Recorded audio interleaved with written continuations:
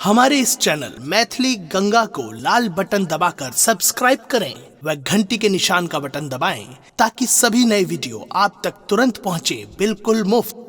बेटीक बियाह भेल, धिया विदा भ जेती, चल जेती गाम परिवार स नेह तोड़ क, छाती फाइट कर रह जाइए एहि पल में।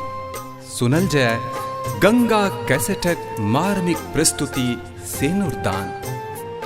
दियोन आशीष कुमकुम के, सुनु मार्मिक स्वर में समदाउन। दियोन आशीष कुमकुम के जहिना गवैत रहत, अहिना भाव विह्वल करैत रहत हर पल हर अवसर पर। जखन हिसिया केर डोलिया उठाओल, डोलिया उठाओल, आंगन छोड़ल कहाँ, आहे आंगन छोड़ल कहाँ। बाबा आँखि सावन आमाया आँखि भादव, आमाया आँखि भादव, गंगा जमुना केर धार, आहे गंगा जमुना केर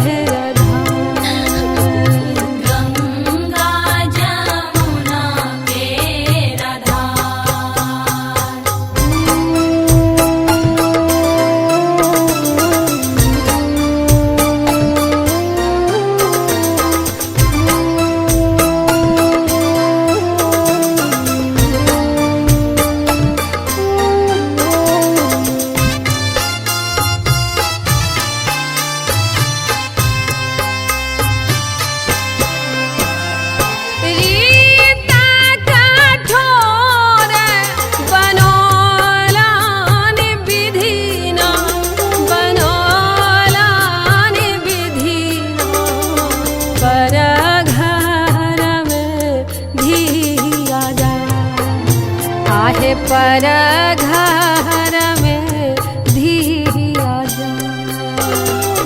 छूटी गेल आचर माई के ममता, राम माई के ममता, संगी सहेली छूटी जा, आहे संगी सहेली छूटी जा।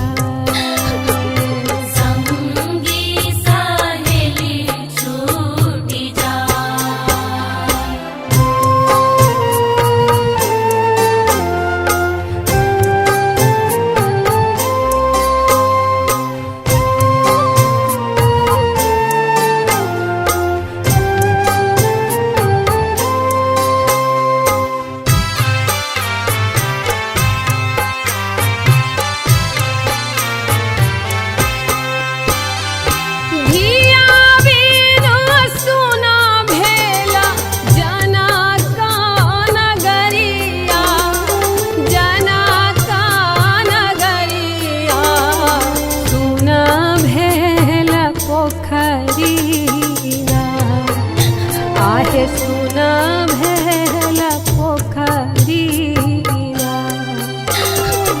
माए बाप छोड़ी धिया सासुर जाए छथि, सासुर जाए छथि, निरमम जग व्यवहार, आहे निरमम जग व्यवहार।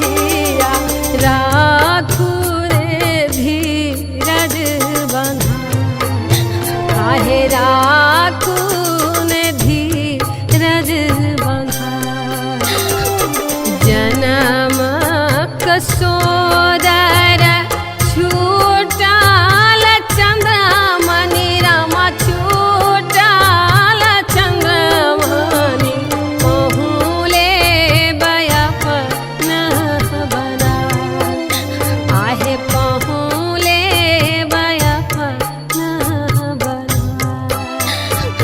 पहुले बापना बना जखन हिसिया केर डोलिया उठाओल डोलिया उठाओल आंगन छोड़ल कहा आहे आंगन छोड़ल कहा बाबा आँखि सावन आमाया आँखि भादव आमाया आँखि भादव गंगा जमुना केर धार आहे गंगा जमुना केर धार गंगा जमुना केर धार गंगा जमुना केर धार हमारे इस चैनल मैथिली गंगा को लाल बटन दबाकर सब्सक्राइब करें व घंटी के निशान का बटन दबाएं ताकि सभी नए वीडियो आप तक तुरंत पहुंचे बिल्कुल मुफ्त।